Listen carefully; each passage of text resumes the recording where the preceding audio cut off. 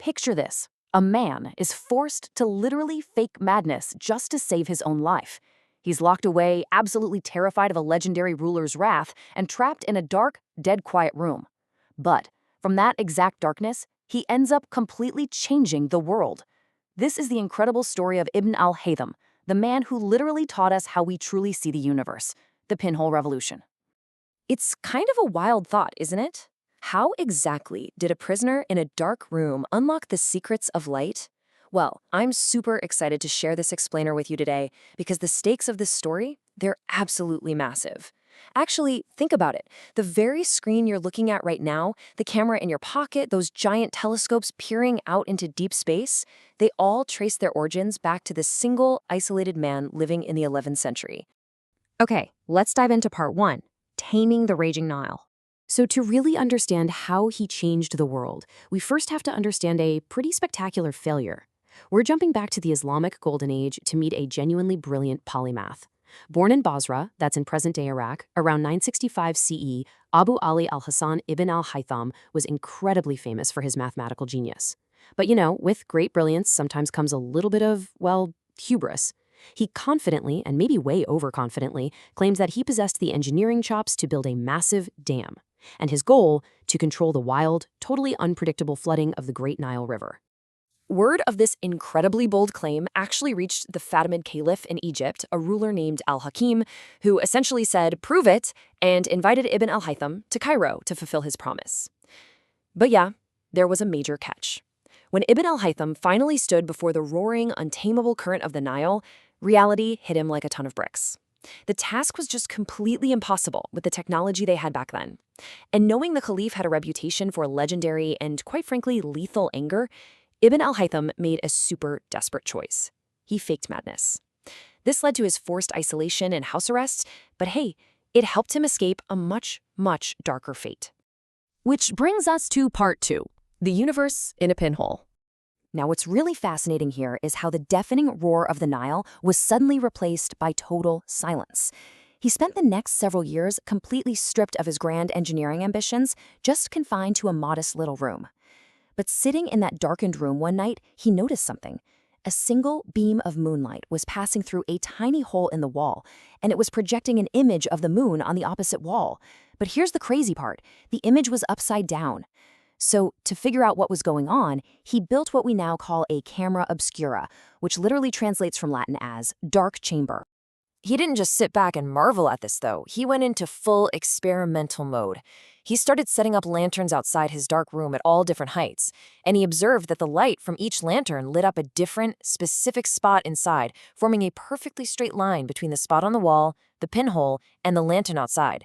If he covered up a lantern, boom, its spot vanished. This systematically proved that light travels in straight lines, reflecting off external objects in every direction.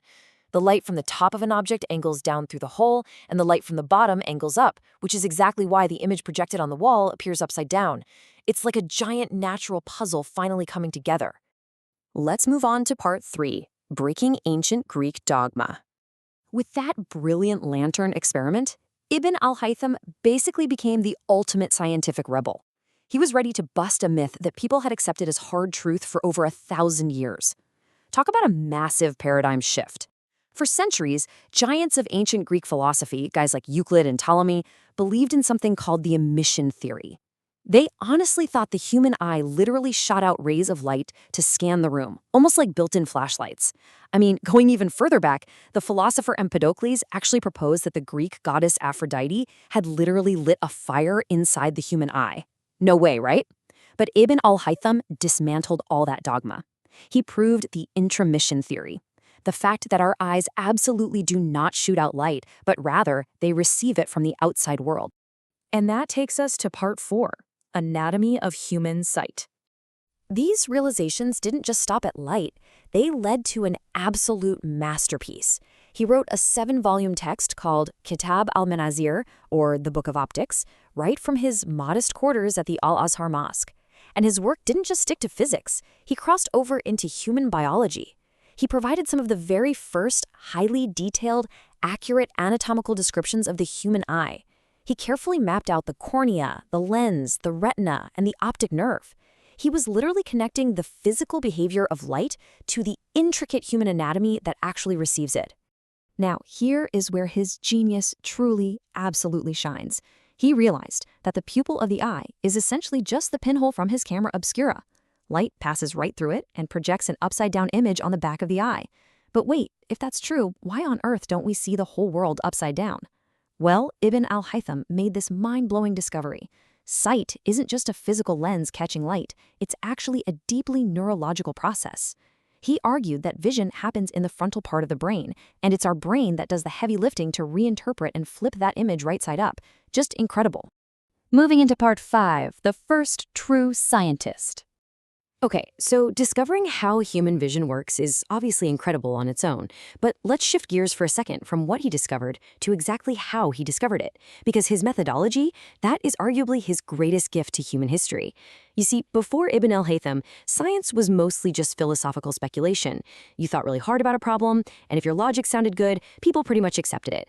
But Ibn al-Haytham changed the entire game. He insisted that a hypothesis must be proven through controlled empirical evidence. You had to actually physically test it, make sure anyone else could reproduce your results, and then back up those physical observations with rigorous math. He quite literally laid down the foundations for the modern scientific method. I absolutely love this quote from him. He wrote, "The seeker after truth is not one who studies the writings of the ancients, but rather the one who suspects his faith in them and questions what he gathers from them." Isn't that powerful? He is passionately urging future generations, us included, to question dogma. Don't just blindly accept what you read. Test it, prove it, suspect it. This mindset is the very heartbeat of true scientific inquiry.